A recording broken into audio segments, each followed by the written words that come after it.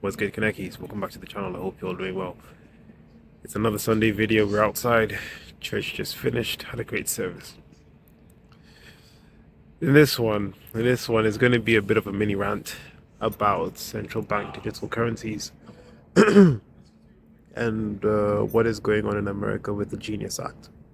So, central bank digital currencies (CBDCs). They claim it's a form of digital cash. Now, you might be wondering, why would they want to create digital cash when we're using, debit cards now, which are practically digital? If you go on your bank app, Barclays, Monzo, Lloyd's, Nationwide, it's digital money we're spending. But then they claim central bank digital currencies will be digital cash, and it's supposed to work alongside cash. And I look at it, I'm like, what on earth are they talking about? Why would they want to create something that is, already existing? It's because central bank digital currencies are a different form of what we see in our debit accounts, in our bank cards. So central bank digital currencies, CBDCs, can be tracked. They claim that there will be no tracking of our spending, like the government wouldn't have any insights to it. Well, the whole point is that it can be. Um, the European, the governor of the European Central Bank, Lagarde, in an interview she talked about how some spending can be controlled. I'll check out the snippet of that right now. You're introducing the electronic euro, as I know. Yeah. So Yeah. how can switching to an electronic currency help? Now we have in Europe this threshold above 1,000 euros, you cannot pay cash. If you do, you are on the gray market. You take your risk. You get caught, you are fined, or you go in jail. But the digital euro is going to have a limited amount of control. There will be control. You're right. You're completely right. We are considering whether for very small amounts, anything that is around 300, 400 euros, we could have a mechanism where there is zero control. But that could be dangerous. The terrorist attacks on France back 10 years ago were entirely financed by those very small anonymous credit cards that you can recharge in total anonymity. It's all about control. It's all about them saying what we can and can't spend with our money. And so the way the CBDC works is that it is issued directly by the central bank. So Bank of England, the Fed, Bank of Japan. In China, they've already got their own CBDC. They've already got their own electronic Chinese yuan. And they say all you need is a wallet. All you need is a wallet. And guess what the wallet is? It's linked to your phone number. So you can make payments using your phone number. This is actually something that's already existing in Ghana. It's called mobile money. And people make payments using their mobile phones. And the whole premise about this is you can still make payments in power outages. All you need is your phone number. They say it's convenient. Everyone has a phone number, so everyone can make a payment. But then the thing about it being linked to your phone number is that if you look at phones these days, almost everyone has a smartphone. And smartphones have location trackers on there. So you can know what people are spending their money on and where they're spending it. You can put some sort of location ban or so, so you can't spend your CBDC in this particular area. You can't spend it on this company that's in this area.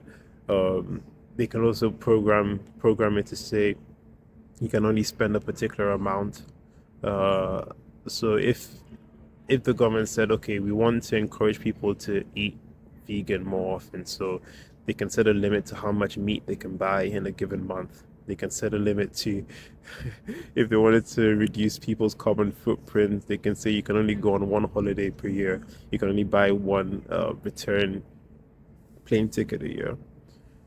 And all of this is programmable. The other programmable bit they can do is they can set an expiration date to your money. So they can say any amount of cash you have above a particular limit, let's say, I don't know, anything you have above £10,000, you have to spend within a given period, otherwise it vanishes. So this can then stimulate spending. So if we're in a deflationary scenario and they wanted to stimulate spending, that's how they can do it. So, guys, this is freaking dark, man. And you link it to what the UK is doing now with the Online Safety Act, where they basically police what you can view online. They police what you can view online. They police what you can spend. And there's even talk of a digital ID. So all of these things will be linked to one ID. If you control what people can do, you control what they can buy, you control what they see, you have them buy the balls. I keep saying this. I'm going to keep saying it. You can just have people buy the balls.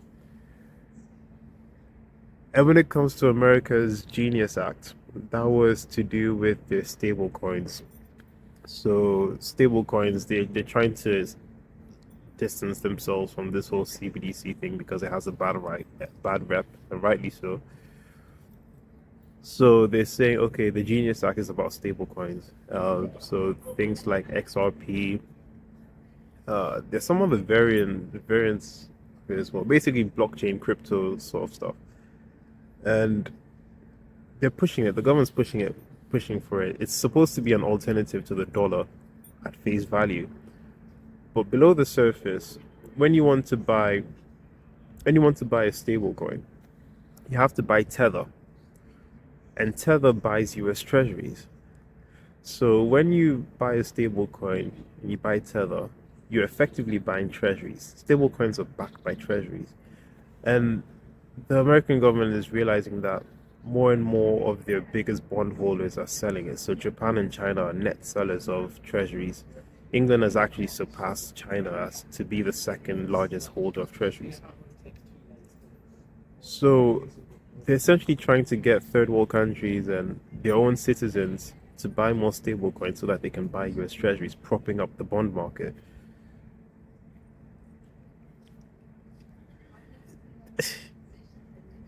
It's dark. It's dark. It's freaking dark. And of course, the stable coins are also going to be able to be tracked because the digital, it's basically a ledger. It's a database. Everything is going to be tracked. We are moving more and more into a totalitarian society. Control the money, control what people can spend on, and you have them buy the balls. I also chose to do this video now because I'll be sitting down with Lynette Zhang in about 2 weeks, and this is a topic that I will be bringing up with her because she is way more knowledgeable about it than I am, and I think she will bring a lot of value to that discourse around this topic. So do look out for that interview. It'll be around the 20th or 21st of this month. So look out for that one. And yeah, I wanted to introduce this topic because I mean we're seeing what is happening in society, lots of freedoms. It's only going to reduce further. And I do think the currency will be the last domino to fall. Also, the Bank of England said, their timeline in terms of when they see the digital pound coming. They say the second half of the decade. The European Central Bank is currently accelerating their own digital euro, and they actually want to launch it in October, so in just about 2 months, October of this year. And they say it's going to run alongside cash, but if you think about it, they need a crisis. They need some sort of crisis to get people to transition to only using the digital currency. And you have to ask yourself, what sort of crisis could cause everyone to say, okay, we're not going to use cash? Well, during the COVID-19, they were saying, oh, because of viruses and germs, you don't want to be using physical cash. So that's when all these stores were saying, okay, use contactless payments instead. So it's something that's already been trialed, it's already been done. But I think in terms of going full digital, where you no longer see any sort of cash, any sort of paper, it's in a hyperinflationary scenario. So where a pack of gum costs about £100, you don't want to be going around using your paper currency, so they'll just make everything digital. I mean, even in Weimar, Germany, where there was rampant hyperinflation, people were carrying the money in wheelbarrows. So it was like, okay, as convenience, all of these things are sold to us as convenience. As convenience, instead of carrying all of these paper currencies in your wallet or in a wheelbarrow, just have it digital. Use your phone number to make payments.